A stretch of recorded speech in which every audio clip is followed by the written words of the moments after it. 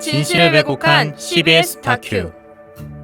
최근 한국 기독교를 대표하는 방송국 CBS에서 총 8부작으로 된 관찰보고서 신천지에 빠진 사람들을 제작하여 4주간의 방영이 시작되었습니다. 3월 16일과 17일에 방영된 1부와 2부에서는 젊은 청년들과 그의 가족들이 신천지 때문에 불행해지는 듯이 보였는데요.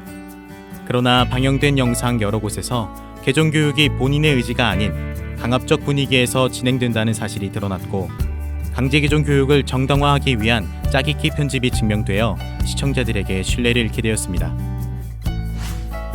방송심의에 관한 규정을 살펴보면 방송은 제작기술 또는 편집기술 등을 이용하는 방법으로 대립되고 있는 사안에 대해 특정인이나 특정 단체에 유리하게 하거나 사실을 오인하게 해서는 아니 된다고 기술되어 있습니다. 이어 방영된 3부 중독에서는 어떤 내용을 다루고 있는지 살펴보겠습니다. 3월 23일에 방영된 3부 중독에서는 신천지 신앙을 하는 사람들이 잘못된 비유풀이로 빠져든다고 하는데 사실인가요? 강제개종 목자 신씨가 신천지는 잘못된 비유풀이를 한다고 했는데요. 이들의 주장하는 내용을 먼저 들어볼까요? 그럼 사람들이 무엇 때문에 이렇게 빠져드는가 하면 신천지 같은 경우는 다른 게 없습니다.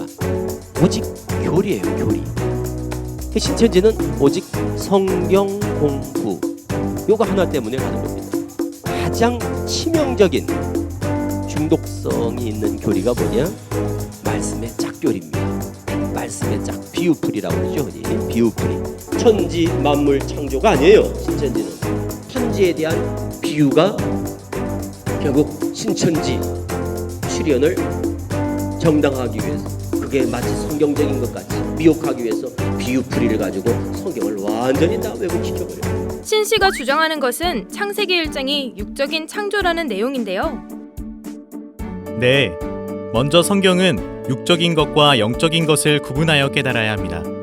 창세기 1장을 육적인 창조로만 본다면 이치적으로 맞지 않는 부분이 참 많습니다.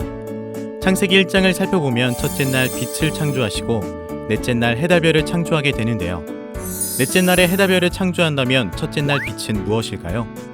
빛이 해라면 하늘의 해가 두 개가 되는데, 자연의 이치만 알아도 육적인 창조가 아닌 육적 창조를 빙자한 영적 창조라는 사실을 알 수 있습니다. 정말 육적인 창조로 본다면 이치적으로 맞지 않는 부분들이 너무 많네요. 질문이 있는데요.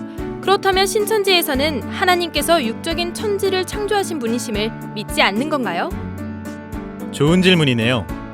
신천지에서는 하나님의 육적 천지 창조를 부정하지 않습니다. 히브리서 3장 4절에 기록된 말씀에 하나님은 세상 만물을 창조하신 천지 창조주이심을 믿고 증거하고 있죠. 그럼 다음 내용을 들어볼까요? 우리는 아담 전에는 사람이 있다고 믿습니까? 없다고 믿습니까? 없죠, 당연히. 왜? 아담이 첫사람이니까. 아담을 첫사람이라고 그러니까. 하나님이 제일 먼저 창조한 사람이 아담이죠. 네, 저도 아담이 인류의 육적 첫사람이라 아담 전에는 사람이 살지 않았다고 알고 있어요. 아담 전에 사람이 살았다는 사실은 성경을 통해 충분히 알 수 있습니다. 창세기 4장 13절에서 17절을 보면 아담의 장남 가인이 아벨을 죽이는 죄를 저지름으로 자기를 죽일까 하여 두려워한 사람들도 있으며, 가인과 결혼한 여자도 있습니다. 과학으로도 각종 화석과 유물을 근거로 지구상에 생물이 존재한 지 수억만 년이 넘었다는 사실이 증명되었죠. 생각해보니 인류의 기원이 대략 500만 년 전이라는 연구 자료가 발표된 기사를 본 적이 있어요. 네, 맞습니다. 창세기 2, 3장을 문자 그대로 보고 인류의 시작을 6천년 전 아담으로 본다면 학자들의 이러한 연구와 고증은 엄청난 거짓이 되고 말겠죠. 그럼 성경과 과학 사이에 크게 차이나는 세월은 아담이 육적인 첫사람이 아니라 하나님이 택한 영적 첫사람임을 밝힘으로 해결이 되네요. 네, 맞아요. 아담은 하나님이 택한 영적 첫사람입니다. 예수님은 재림할 때 영으로 온다. 그럼 보이게 온다는 겁니까? 안 보이게 온다는 겁니까? 영으로 오니까 안 보이게 오지요. 그래서 예수님은 안 보이게 영으로 온다는 거예요. 그래서 영으로 와서는 누구한테 오느냐? 영은 육에게 임한다. 영은 육을 들어 역사한다. 그래서 그 임한 영이, 예수님의 영이 오늘날 누구한테 오겠어요? 이만희 교주한테 오겠어요. 앞에서도 말한 바 성경은 육적인 것과 영적인 것을 구분할 수 있어야 하는데요. 신 씨가 주장하는 세 번째 비유는 예수님의 영이 보이게 오느냐, 보이지 않게 오느냐에 대한 것부터 알아야 할 것 같아요. 네, 예수님은 가신 모습 그대로 오신다고 성경에 기록되어 있어요. 그래서 저도 부활하신 육체의 모습으로 오시는 줄 알았는데 아닌가요? 누가복음 17장 20절과 요한복음 16장 10절을 보면 예수님은 보이지 않게 오신다고 하셨습니다.